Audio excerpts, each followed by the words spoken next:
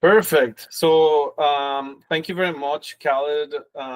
Today on this episode in Modern Revenue Architects, Khaled from Livmo. I will give you the floor so that you can introduce yourself, and I'm super excited because this is purely tech. This is business valuation. This is a lot of AI. So let's just jump right into it, and you have the floor. Thank you, Thank Khaled. you, Luis. Thank you for having me. Yeah, so a little bit background about me. I spent the first 24 years building, scaling, buying, selling tech businesses. Started as a kid in high school, taught myself to code, was a growth hacker before that was a thing. So this was back in 2000. Used to pay other kids to go to the wrestling shows. They would write down who won. I'd post that spoiler on my website and generated millions of hits and ad revenue. And from that, I just, rolled that into the next venture and did that quite significantly for a while. What propelled me to the next level was a call center that was like an affiliate marketing lead gen call center that I got into a couple million in revenue. From that, I started a venture studio in San Diego, California. That's where I'm at now. And with that, I launched a few other businesses. One of them was a media company. So about 17 websites, thousands of articles, and we did paid media acquisition and got that to about 10 million in revenue a year. And at that point I was managing, 4 or 5 P&Ls across the venture studio, got spread pretty thin, had a lot of partners and investors, and just got burnt out. And I ended up focusing on one of the companies that came out of that venture studio. The venture studio was called solutionswide.com. That artifact is still up. And then the software company was Brax, BRAX.io. We were spending so much dollars on the native platforms like Taboola and Outbrain that we needed a software to manage that spend. So we ended up making it a software company itself, and then got that to 7 figures in ARR and then sold that. And that was about 18, 19 years. And then after that, I jumped around to some executive roles, invested in some businesses, bought a business. And then I just realized, throughout this whole, career of mine, I really understood the VC game, which is like, seed, angel, Series A, Series B. But I didn't really understand when I took, that company to market to sell, the difference between VCs and private equity, or how to sell a business, and what the difference between, transferable value and business value is. And so I was like, you know what, I'm going to launch a firm that helps business owners understand how to build transferable value, which can build generational wealth. So that's what we do at Livmo. We educate and represent founders on how to exit out of their company. With that being said, so obviously with the background, we can identify that you are very keen into exiting, knowing businesses, P&Ls, profitability, etc. So that being said, with the venture studio, media company, employment setting, so obviously because you have been there, you can help other businesses on those avenues, even if it's online, digital. Would that be the same on the on a I don't know, like in-person setting, for instance, like I don't know, a gym, restaurant, whatever. Sure. The same principles apply as well. Yes, we do some non-digital consulting as well. So one way we are different is we do fractional CXO work. So for example, someone will come to us and say, I want to sell, and we'll go, great, let's look under the hood, and we go, oh man, this is not ready to sell. We could try to sell it now, but you're going to get really not a great deal. And most of the time, an M&A firm would usually leave you at that point, or pass you on to someone else. For us, we take on that work. So again, we'll act as CFO, clean up the P&L, COO, put in things in place. That being said, yes, the things that apply to a healthy business are more common than the nuances that are different by each venture. So I had someone come to me, they knew I do digital businesses. They had a little bit of a tech-enabled operations, but they wanted to sell. It was fairly messy. It's a restoration company. And what ended up happening is we realized, um, the business actually could grow more and needs to be polished. So these are technicians that are in the home that are packing up furniture when a flood happens so that the home can be repaired. So again, very physical, very traditional. And right now we're helping them, just really polish the business, whether they decide to sell or grow or whatever. But they needed a job management, a project management software. They were on Trello. Trello kind of does an okay job. So we sourced a software that's specific for their industry, right? Same thing with the way they generated sales. They kind of have these biz dev people. They are on the field getting plumbers and other, service providers to send them leads, but they didn't really have a good system for that, at least not trackable system. So we're like, great, let's put HubSpot in place. So because I have that experience of 0 to 1 and 1 to 10, yes, I will sometimes get involved a little more deeply to help, to the theme of the podcast, generate revenue in a predictable way. And that's very important to adding exit value to the business. Yeah, and those are the trades. So obviously, being a very traditional, like, as you mentioned, and those people, they have built their businesses with word of mouth, referrals, and things like that, where they're not used to having a CRM. They're not used to having maybe some media posting and things like that. So I'm guessing in this case that one of the things that you help with is also identifying opportunities for them to be able to grow, to be able to make it more profitable, so that they, in the case that they want to sell it, they sell it in a higher perspective than what they would have if it was just like it was. Correct? Yeah, we help with everything from go-to-market strategy. I mean, look, a lot of people come to me and go, again, I have this company. It depends on what size. If you're sub 5 million, you're probably still, it depends on how fast you got there, but you're probably still figuring out your go-to market and product market fit. Like, do you really have product market fit? I think that word is overused and generally understood. Like, and so we say, look, do you really have that, right? Because if you have high growth but you're churning, well, you don't really have product market fit, because you have a product and you have a market, but it's not fitting well because you're churning too heavily. So we could help with that and say, okay, look, here's an opportunity where actually you need to just niche down to these cohort of people because you do really well within this realm. And again, even with the restoration company, they're like, well, we can do now flood repair and smoke repair and everything. I said, that's great. We can expand the services basket. We can add more things. But if you don't do the one thing that's already generating you revenue very well, it's usually unwise to add something else, because now you're just adding more to the mess. Unless it's a full pivot and now you're just changing what you do, okay, that's fine. But if you're just going to add more stuff thinking, Band-Aid on Band-Aid is going to heal the wound, it doesn't. It just makes it a bloody mess. Yeah, I remember when back in the day when I had my some of the services I was doing, LinkedIn outreach, and I was also doing like I started doing SEO and I started doing an ad. So you can tell, like, obviously those services go hand in hand because the businesses need it, but at the same time you have a higher overhead. So you need to hire more talent, and you need to every project is different, and then like the snowball gets bigger, and because you don't have one product or one solution that is like repeatable 1,000 times. Right. It's exactly what you're saying. So it's just a distraction. It's how do you call it? It's like a shiny object. Shiny syndrome. object syndrome. Yeah. It's weird because there's this cognitive dissonance that exists in entrepreneurs. We as entrepreneurs want to grow the business and we want to do it very fast. And so sometimes we purposely create chaos because we're in survival mode and we want it to grow.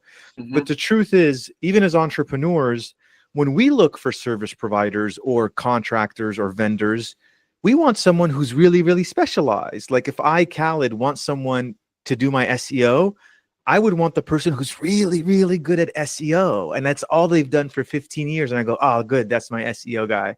But for whatever reason, within our own business, we think it's okay to be chaotic and do a bunch of things in an okay way. So it's like, no, like be the person that you would buy from, right? And that's usually when you're super specialized. Doesn't mean you can't do more eventually, but being specialized is usually the hardest thing to do, and stay that way for a while. Yeah, yeah, 100%. So I love the statement where you say that you go from 0 to 1 and 1 to 10. So that makes sense. Obviously, in a growth perspective, how do you get your, let's say, people, because most of this work is for the prospect of yours to be educated and convinced that you are the person to help them on the growth of their business. And because they are alphas at the same time, they might have resistance and say, no, I have been doing this for 20 years and my business has grown, whatever. So how do you break that pattern of them saying, okay, yeah, my guard is down, Khaled is right, I need to take action, and I want to for them to help me out on my business? Yeah, I mean, look, I'll say there's different personality types, and if you're the personality type where for you to know that something is hot and it will burn you, you have to touch it. I can't do anything to stop that personality trait. Like I can tell you till I'm blue in the face, don't touch this. This is hot. It will burn you, and you're going to burn you. And in their defense, I'm sometimes like that. Like I have to be burned a little bit to know, don't do that. Now, let's just assume they're willing to accept some feedback, even 5%. They're like, okay, they listen a little bit. I usually just start with, you know, compassionate inquiry, as they say, which is a form of psychological framework that you deal with trauma. And so you just say, hey, like you've been doing it this way. Can you tell me why you do it this way? And so you actually just start by understanding their technique. I mean, even in the venture studio, our motto was, we changed it, but initially it was investigate, imitate, then innovate. Because if you don't start with an investigative process on why and say, okay, look, let's just keep imitating what they're doing, there's no reason to become innovative. I generally don't come in and try to disrupt things very quickly. I just learn in the beginning, and then I actually just imitate what they're doing. And then at that point, I go, all right, let me see if I can make it better. So if you just come in, any entrepreneur, even if you came to me and right away started telling me what to do, I could easily be triggered and actually be turned off by that. So I think it's just it's a communication technique and an investigation technique. Mm-hmm. Yeah, like basically genuine curiosity, right? Like to make Right. sure that we ask the right questions and let them be the one saying, yes, I have been doing this way, but probably it's not the best way on doing it. And then Right. you jump in. Yeah, that makes sense. Perfect. In terms of obviously, I have been playing with your tools and Mm-hmm. the calculator and things like that. So speaking of business valuation, I would love if you can maybe speak of it. Obviously, we will be sharing that tool with our audience Mm-hmm. when we share this this episode. And it is a crazy calculator. It has Mm-hmm. so many parameters. It has so many inputs that I couldn't understand myself. Mm-hmm. I'm not very savvy in the space. So Yeah. what is what's obviously the objective is to help business owners to know the temperature on how ready are they to be able to sell and things Sure. like that, right? So For and sure. it's an educational piece too, because for me, I was going through it and I'm like, oh, what is this? And then I was investigating online some of the terms, and it made me proactively go and answer some of the Right. questions I had. So what was the trigger for you to build a calculator, and how are you helping entrepreneurs to use it? Yeah. So the first thing I'll say is a lot of material that we get exposed to deals with investment based valuations, not exit based valuations. And I think business owners need to understand those are completely different. The amount of money a venture capital firm will give you is based off of forecast and usually off of revenue and growth, and is not the same that a financial or a strategic buyer who's going to buy you upon your exit is going to value the company. So that was one reason why I built the calculator, to understand like, hey, you need to understand there's a difference here, and you need to look through these binoculars instead of those. So that's the first thing that I will say people should educate themselves on at the difference of. The second is understanding the two main factors that exist in valuing a company, and that is the profit and the multiple on that profit. I mean, I'm just breaking it down in simple terms, but for the most part, those are the two most important things. What I hear commonly, especially in the SaaS space, is, well, what about a multiple of revenue?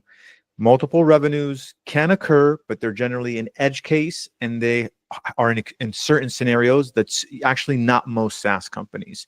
And that could be its own conversation. But I would say your best bet is to understand the value based off of your multiple and your profit. So good to show profit. And what is the multiple? 2x, 3x, 5x. In some cases, again, in the software space, traditional businesses usually go between 3 to 5, sometimes as high as 7x of profit. Again, you can get higher, but you got to think about it as a bell curve.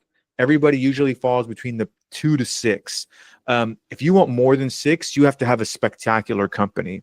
And so that's what the multiple is. The multiple is basically saying, if I have 250K in profit, or let's say 2 million in profit, and somebody gives me 4x that, which is $8 million, they're saying that I know if nothing changes in the business for the next 4 years, that company will continue to make $2 million a year, so that I, as the new owner, will get my money back. That's how you have to look at what's happening when someone's buying your company. They're looking at the return on their investment. And so then the question becomes, can you guarantee that for the next 4 years, this business is going to do that? And those are all the metrics that you're seeing in the SaaS valuation calculator. It's little things that tell us I can now go from 4x to 5x to 6x because I have a sales team in place. It's not the owner doing all the sales. I have a CRM, so I can actually track how things are going. I have good project management. I have a team. I've been around for 6 or 7 years. The longer you've been around, usually, and on an upward trajectory, the longer you're going to be around, right? Churn, cut, and that's when you start to go into each business and tweak its valuation based off of the health of the business. Yeah, and there's also some just to adding to that, I was going to mention churn, but at the same time, there's a dependency of the owner, right? So that you have like your name or whatever, like if I leave, is it going to impact the brand or not? So that little thing is going to move the a lot. calculations. That's an important variable. My favorite line from owners is, I go, what's your cost of acquisition, customer acquisition cost? They go, oh, barely anything. We don't spend any money on sales and marketing. I'm like, that is not a good sign. That's not a good sign. Well, I get most of it through LinkedIn, and I do founder-led sales, or it's been through a network of, we just get referrals, word of mouth. I'm like, that's great, but that's dangerous for a new owner, because now the new owner is concerned, is that transferable, right? Because if it's your clients that are getting you more clients, then who holds the relationship with those clients? And that now it moves from, okay, you don't have sales and marketing team. And even if it's not owner dependence, the next thing after that is what's called key person dependence. Okay, is there someone in the company that you're really dependent on?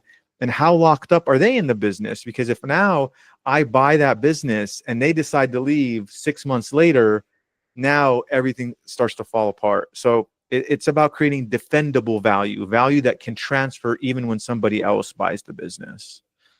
Right. Yeah. Makes sense. Pretty hard. Mm-hmm.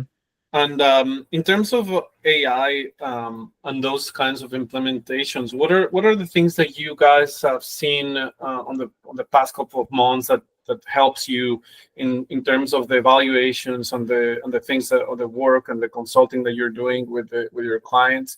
Are you also recommending them to take action into that? Obviously, my intention here today is to inspire entrepreneurs and business owners to do the same.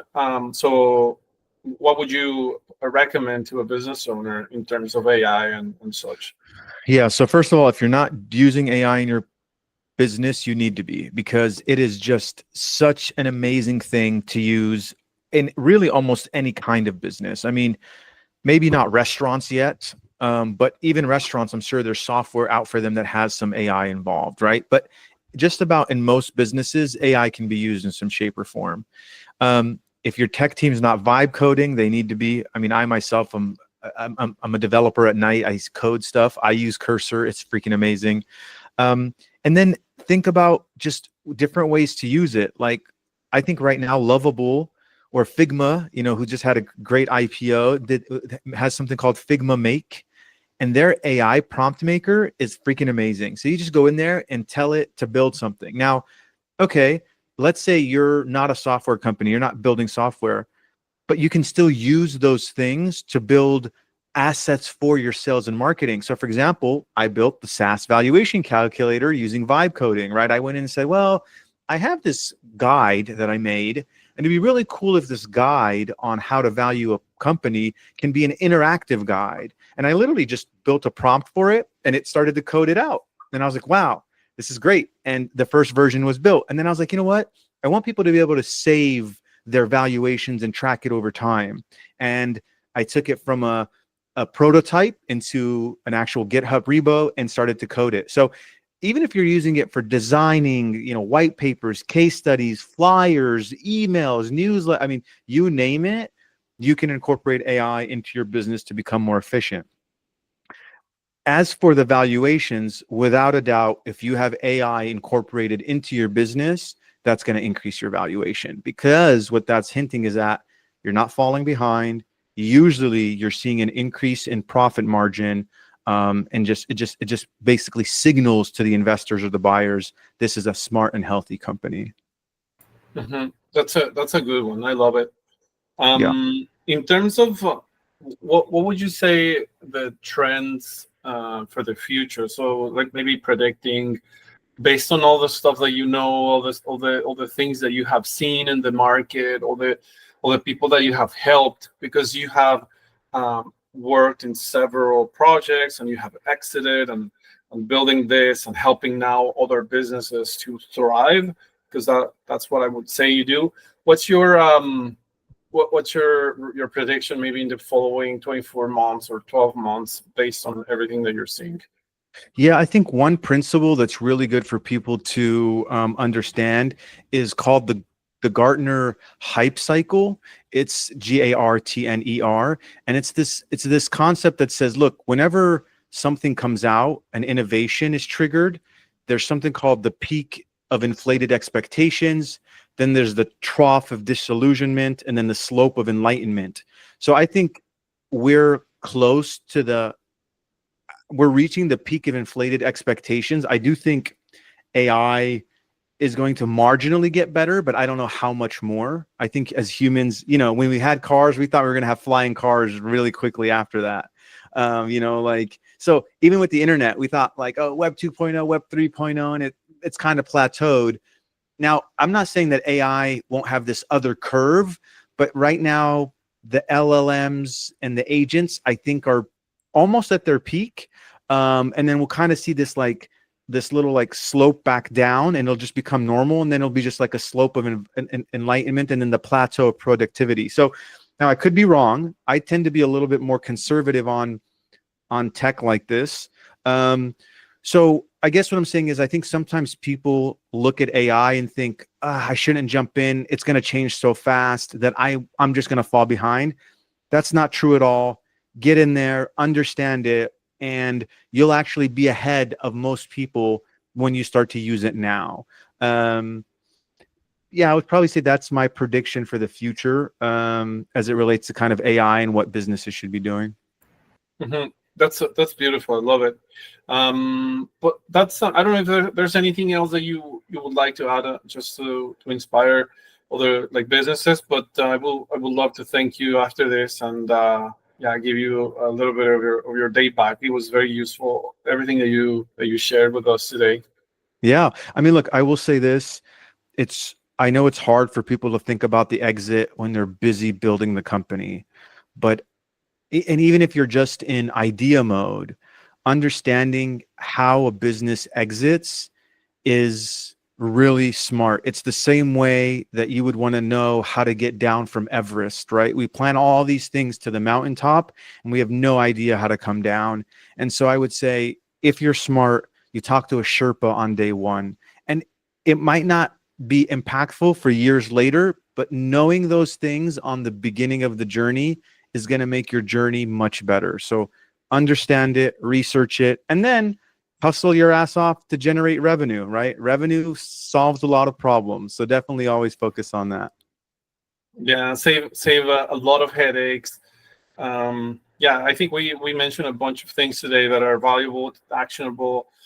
Shiny object syndrome, focus on one thing, profitability and such. So we'll be sharing all the assets that you provided kindly with us to the audience, and people can reach out with you on LinkedIn as well as your website. And yeah, thank you very much, Khaled, Thank for you. the time and the insights. Thank you.